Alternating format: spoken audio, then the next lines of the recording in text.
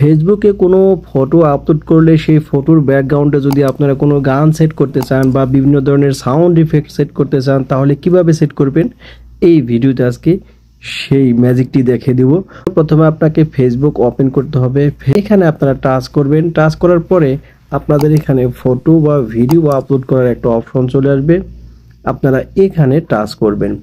এখানে যখন টাচ করবেন তখন আপনাদের গ্যালারি ওপেন হয়ে যাবে। আপনারা এই গ্যালারি থেকে যে ফটোটা বা ভিডিও আপলোড করবেন সেখানে সিলেক্ট করবেন। ধরুন আমি এখান থেকে এই ফটোটি আপলোড করব।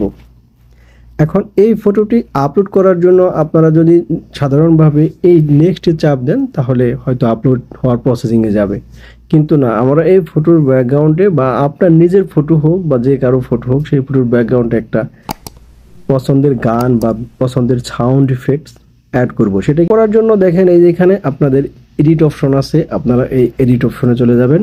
এডিট অপশনে গেলে এখানে দেখেন একটা অপশন চলে আসছে, এই যে সাউন্ডের একটা চিহ্ন আসছে, এই চিহ্নটার মধ্যে আপনারা টাচ করবেন।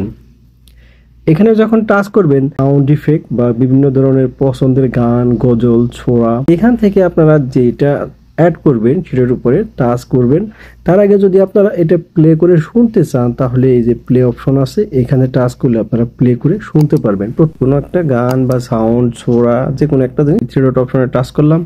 টাচ করার পরে এখানে দেখেন লেখা আছে সিলেক্ট বলে একটা অপশন, মানে এই গানের নামটা দেওয়া আছে বা এই কথাগুলোর নাম দেওয়া আছে আর সিলেক্ট দেওয়া আছে। আপনারা এখানে টাচ করবেন। এখানে যখন টাচ করবেন তখন এটা অলরেডি অটো সিলেক্ট হয়ে গেছে। এখানে সিলেক্ট করার পরে দেখেন গানটা ফটোর ব্যাকগ্রাউন্ডে সিলেক্ট হয়ে গেছে। এটা আপনি এখান থেকে যদি নিচে নিয়ে আসতে চান তাহলে এটা নিচে নিয়ে আসবে, এরকম আবার ডিলিট করে যদি অন্যটা দিতে চান তাও দিতে পারবেন।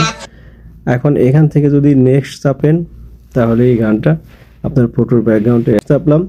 নেক্সট দেওয়ার পরে দেখেন এখানে যদি আমি এখন পোস্ট দিই তাহলে এটা আমার এখান থেকে পোস্ট দিয়ে দিলাম। পোস্ট দেওয়ার পরে দেখেন এই যে এখানে প্রসেসিং হচ্ছে।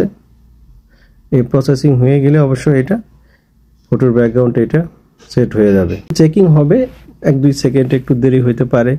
আপলোড হয়ে গেছে। এই দেখেন আমি এখন আপলোড করলাম। এখন যদি আমি এই প্লে বাটনে টাচ করি তাহলে এটা দেখেন ফটোর ব্যাকগ্রাউন্ডে একটা সাউন্ড চলে আসছে। তো আপনারা এইভাবে যে কোনো ফটোর ব্যাকগ্রাউন্ডে ফেসবুক থেকে সাউন্ড বা গান লাগিয়ে ফেসবুকে আপলোড করতে পারবেন। ভিডিও ভালো লাগলে অবশ্যই লাইক, কমেন্ট এবং শেয়ার করবেন। সবাই ভালো থাকবেন। আল্লাহ হাফেজ।